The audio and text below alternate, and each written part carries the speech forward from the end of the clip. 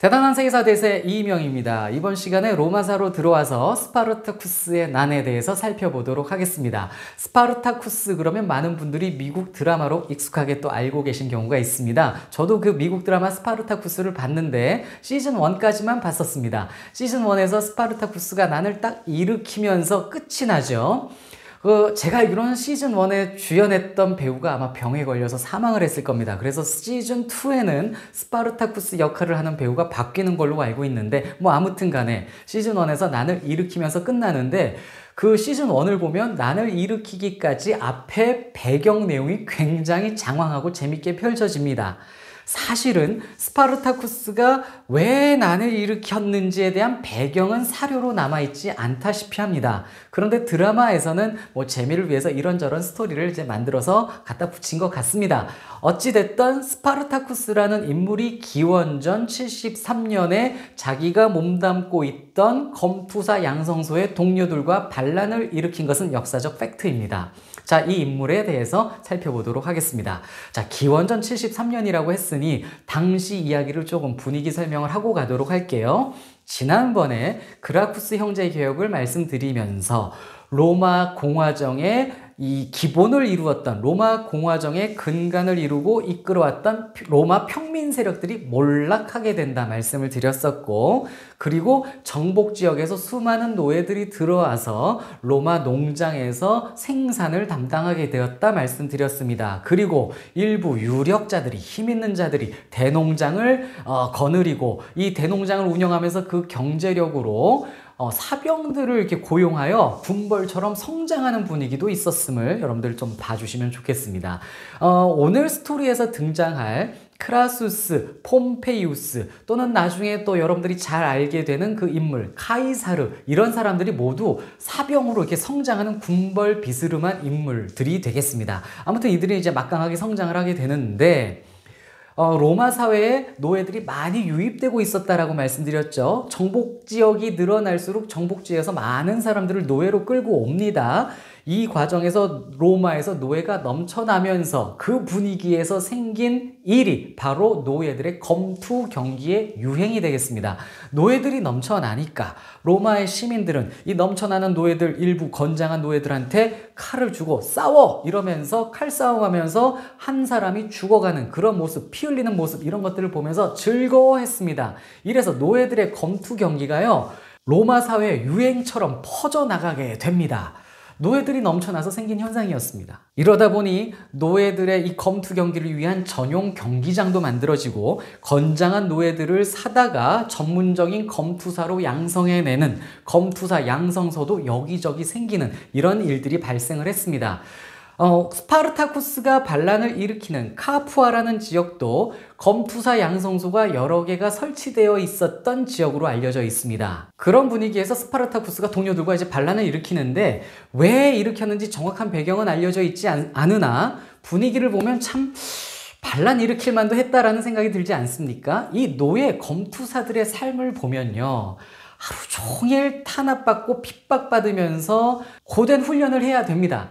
이 고된 훈련을 하고 나서는 경기장에 나가서 칼싸움을 하면서 상대를 죽이거나 아니면 자기가 죽어야 되는 그러한 상황입니다. 물론 검투 경기에서 항상 검투사가 죽어야 경기가 끝나는 것은 아니었습니다.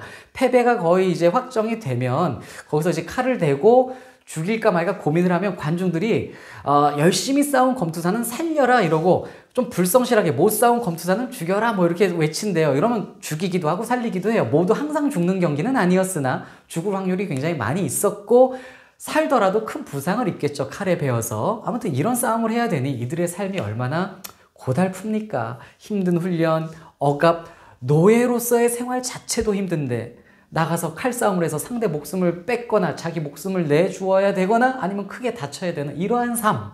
그리고 이들이 칼을 드는 것이 무슨 조국의 명예를 위해서도 아니고 조국을 지키기 위해서도 아니고 로마인들의 오락을 위해서 칼을 들고 목숨을 바쳐야 된다? 이런 삶을 어떻게 이어가겠습니까? 반란 일으킬 만도 하지요. 그래서 기원전 73년 스파르타쿠스는 자기 동료 74명과 함께 카푸아에 있는 한 노예 양성소, 검투사 양성소에서 주인들 죽이고 이러면서 나와서 반란을 일으키게 된 겁니다. 이때 함께 했던 동료들 중에 크릭서스라는 인물이 있습니다. 크릭수스라고도 부르기도 하고요. 드라마에 크릭서스가 나오죠. 실존 인물이고요. 스파르타쿠스와 함께 반란을 일으켜서 리더는 스파르타쿠스가 하고 그 다음에 부두목의 역할을 크릭서스가 하게 됩니다. 자, 그럼 여기서 이 두 인물의 그 민족성을 좀 보도록 할게요. 스파르타쿠스는 트라키아인으로 알려져 있습니다. 이 사람이 트라키아인이었다라는 것에 대해서는 이견이 없어요. 트라키아는 지금의 발칸반도 동부에 있는 지역이고요. 트라키아인인 스파르타쿠스가 왜 로마의 노예가 되었는지는 정확하게 알 수가 없어요. 이런저런 이설들이 있는데 로마가 트라키아와 싸우는 과정에서 포로가 되어 노예가 되었다는 이야기도 있고 그 다음에 트라키아 군대가 로마에 협력을 해서 로마 병력으로 활동을 하다가 이 스파르타쿠스가 탈영을 했다가 잡혀와서 노예가 되었다라는 이야기도 있고 또는 트라키아의 왕자였다는 설도 많이 있습니다.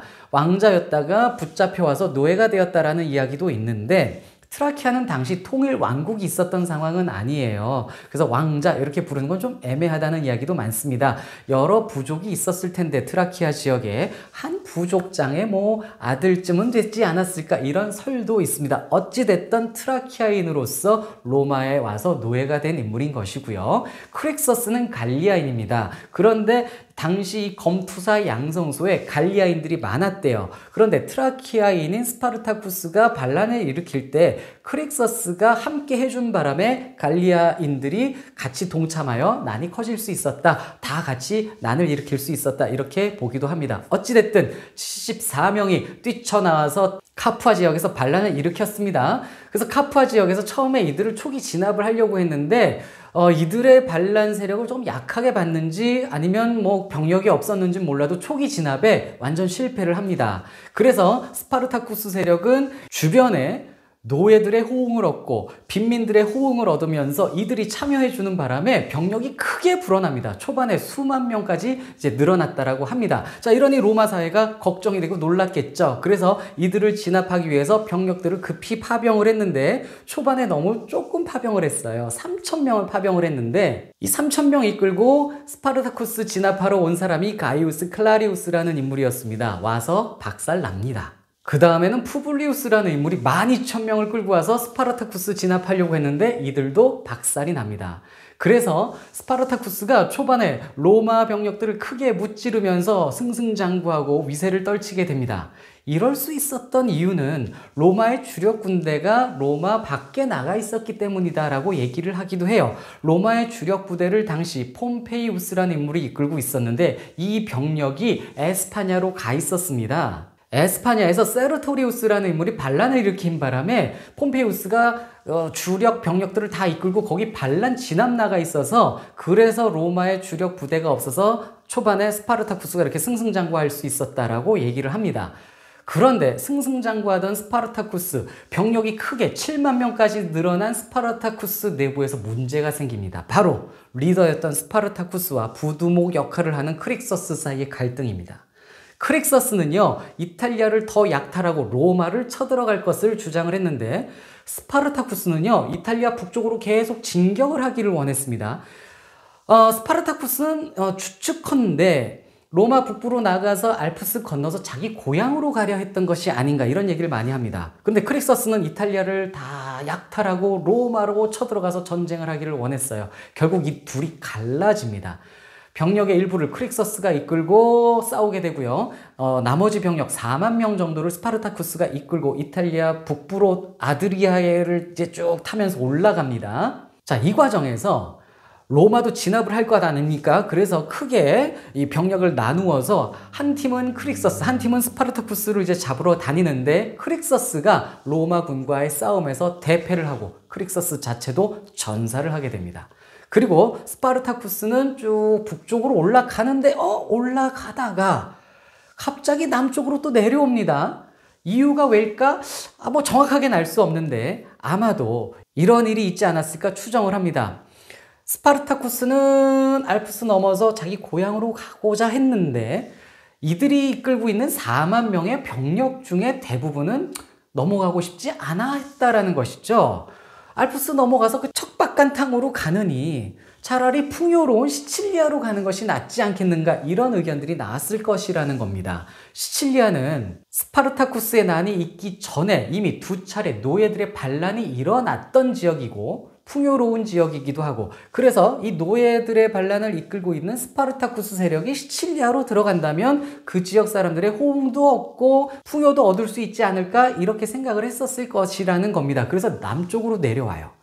남쪽으로 내려와서 산속에 들어가 있습니다. 자, 이들을 진압하러 오는 로마 병력이 크라수스 세력입니다. 크라수스라는 인물 앞에서 잠깐 언급해 드렸죠. 사병을 크게 거느려서 성장한 인물이었습니다. 이 인물은 폼페이우스가 지금 에스파냐에 반란 진압 나간 동안 자기가 로마에서 스파르타쿠스의 난을 진압해서 명성을 드높이고 싶은 인물입니다. 그래서 스파르타쿠스를 진압하러 왔는데 산속에 가만히 있었으면 진압하기가 어려울 뻔했는데 스파르타쿠스가 웬일이지 산 아래로 내려옵니다. 병력을 이끌고 다 내려와요.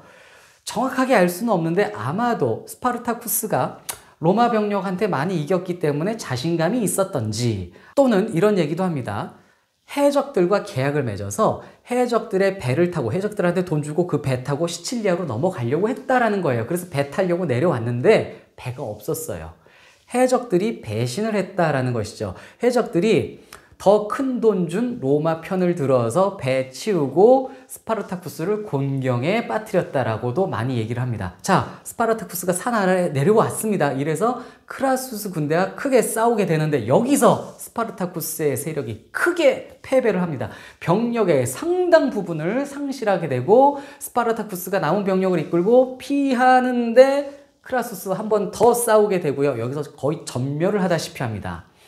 스파르타쿠스도 여기서 전사를 한 것으로 전해지기는 하는데 스파르타쿠스의 시신을 발견하지는 못했습니다. 아직까지도 못 찾았어요.